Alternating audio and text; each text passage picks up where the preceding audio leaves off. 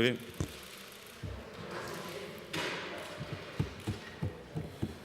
¿Empezamos? ¿Estamos ya, Pepe? ¿Estamos?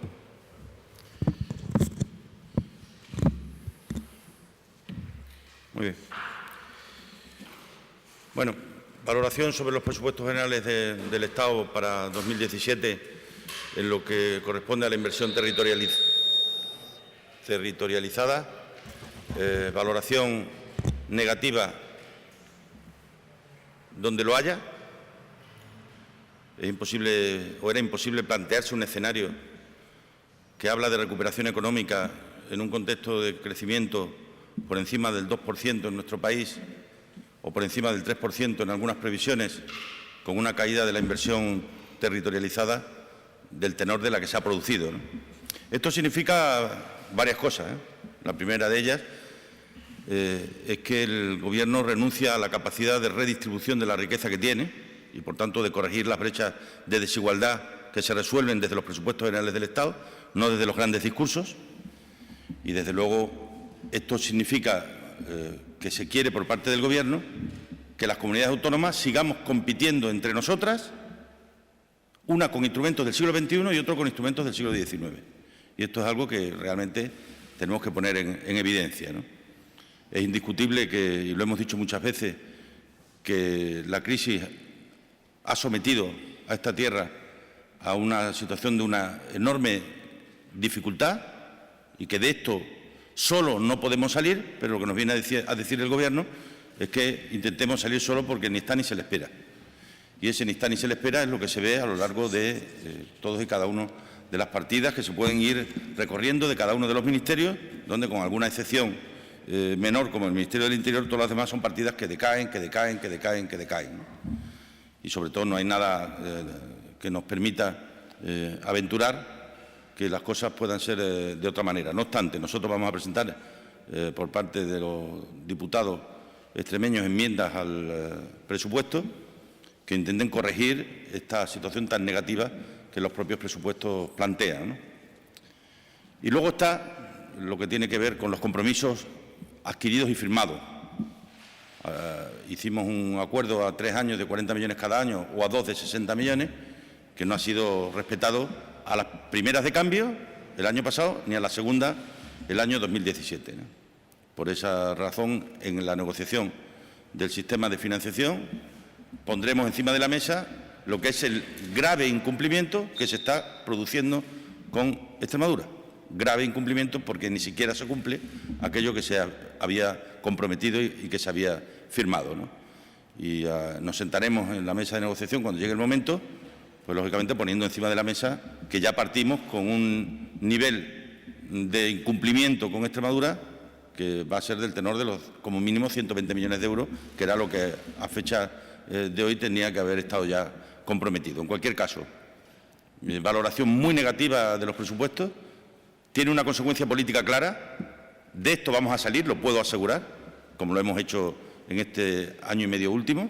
Hemos conseguido reducir más de 200 millones el déficit público en Extremadura, habiendo completado el compromiso de aquellas cuestiones a las que nos habíamos comprometido y que tienen que ver con la salud, con la educación, con la renta básica o con la economía productiva, ¿no? Con los planes de estímulo en el ámbito de la economía productiva. Esa es la razón por la que nos lleva a trabajar aún más, pero dejando bien claro que el PP y el Gobierno se desentienden del futuro de esta tierra.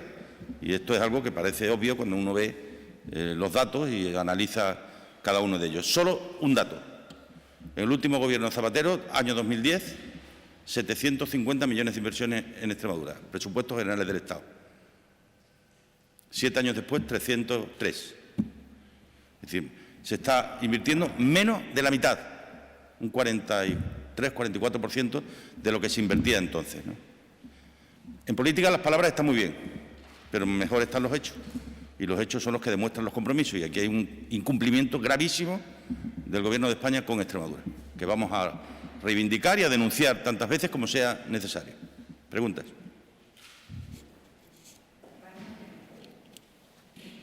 Presidente, ¿compromete en alguna manera este dinero en las partidas del presupuesto regional? Bueno, claro, compromete de momento 50 millones de euros, ¿no? Que estaban firmadas y que no van a venir. Pero esto es lo que ocurre cuando uno adquiere compromisos y luego los incumple. Esos compromisos implican obligaciones para terceros, en este caso para nosotros, ¿no? Que tenemos que ver ahora cómo resolvemos el problema de un agujero en el presupuesto provocado por un gravísimo incumplimiento del Gobierno de España y del PP. Sí, está especialmente decepcionado con el tema del ferrocarril. De la reunión que mantuvo con el ministro de la Serna, pues bueno, salió medianamente satisfecho, dijo. Ahora no, está totalmente medianamente satisfecho, simplemente que se pusieron los plazos. Pero si es que el problema, Pura, es que no es que se haya caído la inversión, es que solo existe el ferrocarril. Si es que hay otras necesidades. Hay otras necesidades en Extremadura. En Extremadura hay carreteras por construir. Hay depuradoras por hacer, hay regadíos por transformar. Es decir, que el Gobierno se ha salido del futuro del presente y del futuro de Extremadura. Lo centramos todo nada más que en el ferrocarril, que es verdad, porque es nuestra absoluta prioridad, pero ¿y todo lo demás? Es que de los 300 millones, 200 se lleva el ferrocarril, con lo cual es que apenas sí hay dinero para los demás. Un poquito para acabar el Palacio de Justicia de Badajoz, 3 o 4 retoques por aquí, se acabó. Nada que tenga que ver con libros de texto, nada que tenga que ver con educación 0-3 años, nada que tenga que ver con lo que mañana vamos a debatir en el Parlamento tan necesario. Tenemos todavía 200 pueblos sin depuradoras, los de menos de 2.000 habitantes. El Gobierno se encoge de hombres y se las apañan ustedes, ¿no? Entonces, decepción profunda. Sí. El PP suele centrarse en la inversión per cápita para hacer, en teoría, una valoración positiva de los presupuestos. Me imagino que usted no comparte para nada ese discurso, ¿no? Sí, cuando uno quiere justificar lo injustificable se busca argucias, ¿no? Pero aquí hay un dato objetivo. En 7 años la inversión en Extremadura ha disminuido casi un 60%. Esa es la pura realidad. Incontestable, además. Y claro, cuando una región se cae la inversión en 5 o 6 años de ese tenor, pues ¿cuál es el mensaje? Se apañen ustedes. Y claro, luego se pide que tengamos los mismos resultados todos, ¿no? Cuando la mayor parte de la gente tiene las infraestructuras hechas y los demás todavía las tenemos por hacer, ¿no? Luego se quiere que compitamos todos en igualdad de condiciones. Y se comparan los PIBs y las tasas de paro. Pepe. Después de esto va a promover algún contacto con el Gobierno Nacional, con el Ministerio de Hacienda o algo. No, aquí no hay contacto, aquí hay votos en el Parlamento. Lo que hay es que presentar enmiendas. Presentar enmiendas e intentar encontrar mayorías que permitan, dentro del juego democrático, cambiar las cosas, ¿no? Sí, bueno, sobre el protocolo de intenciones que se firmó en 2015, quería saber qué valor jurídico tiene, si realmente se puede hacer algo y si se siente engañado. El valor jurídico que tiene es el compromiso de 2 gobiernos. Claro que me siento engañado, ¿cómo me voy a sentir? Pero no, el problema no es que me engañen a mí, el problema es que te han engañado a ti. El problema es que os han engañado a todos. Que yo no firmaba allí en mi nombre, pero firmaba en nombre de 1.100.000 personas. Los engañados son mucha gente. Si fuera solo un engaño a mí, pues mira, se te puede pasar en un par de días. El problema es un engaño a una región. Y desde luego pone de manifiesto además el desentendimiento tan brutal que hace el Gobierno del futuro de esta tierra. ¿Qué le hemos hecho? ¿Qué le hemos hecho al Gobierno de España para que trate tan mal a esta tierra? Yo, otro asunto, presidente, el viernes viene Susana Díaz a Mérida. ¿Qué es lo que se va a hacer? ¿En qué va a consistir todo el acto? Pues tengo entendido que es un acto en el Hotel Las Lomas. Un acto en el Hotel Las Lomas.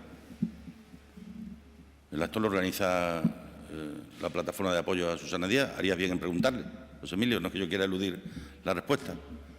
Nosotros, ya lo he dicho desde el principio, la Casa del Pueblo, la sede regional, está a disposición de todo el que la quiera utilizar. Que prefieren hacerse los actos en otro sitio porque son más grandes, me parece bien, pero desde el propio partido no tenemos nada más que comentar. Que todo el que solicite la sede regional la tiene a su disposición y así ha sido ya en algún caso, ¿no? Lo demás, pues que a quien Dios se la dé, que San Pedro se la bendiga. Sí, presidente. Ayer se dieron a conocer unas palabras de Heredia y esto parece que recrudece un poco la guerra interna en el PSOE. ¿Qué valoración hace de eso y de esta imagen que se está dando del partido? No, uno de los elementos enormemente negativos que ha ocurrido en nuestra organización en los últimos tiempos es que ha desaparecido el Sancta Sanctorum, que era que en las casas del pueblo lo que se hablaba jamás salía. Pero si han salido las grabaciones del Comité Federal, ¿qué no va a salir? ¿Con qué intención se graban esas cuestiones? ¿Con qué intención se guardan y con qué intención se publica? Pues esto es lo que hay. Cuando yo he sido crítico, y lo soy, con la ejecutiva de estos últimos 3 años del partido, lo he sido por razones. Una de ellas es porque ha entrado en nuestra organización un modus operandi que era impensable en el PSOE, era impensable. Y ojalá que ocurra lo que ocurra en el Congreso o en las primarias, volvamos a recuperar ese nivel de compromiso, porque lo que se habla en las casas del pueblo no sale jamás, que sean como una tumba. Es básico, nos vamos a ir a los sitios de la organización y los móviles dejarlos en la puerta. Eso va de suyo, ¿no? Pero es un elemento más, es un síntoma más de lo que hemos venido planteando. Evidentemente a nadie le gusta, ¿no? Pero eso genera y crea una desconfianza brutal. No obstante, la mitad de las cosas que ha dicho Heredia me las han dicho a mí en las redes públicamente, identificándose los que lo decían. Así que, ¿de qué nos asustamos? ¿De qué nos asustamos a esta altura? Que la gente tiene la piel muy fina, ¿eh? En cualquier caso, yo detesto ese tipo de situaciones, ¿no? Creo que no hacen bien a nadie. Muy bien, muchas gracias.